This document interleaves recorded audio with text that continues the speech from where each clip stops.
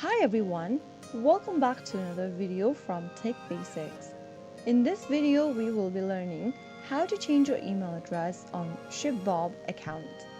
To change your email on ShipBob, the first thing to do is to open a web browser. In the URL box at the top, type in shipbob.com and search. You will then end up in the official website for ShipBob.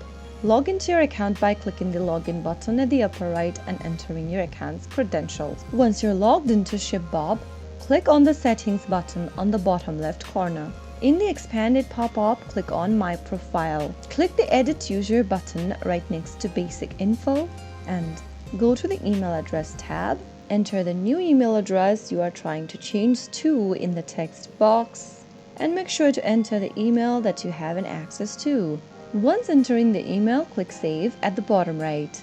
Now, you'll need to verify your email address. Open up a new tab and log into the same email address inbox that you just entered, and then you will be able to see your ShipBob email that you received. Click it Open and click on the link where it says Verify your new email.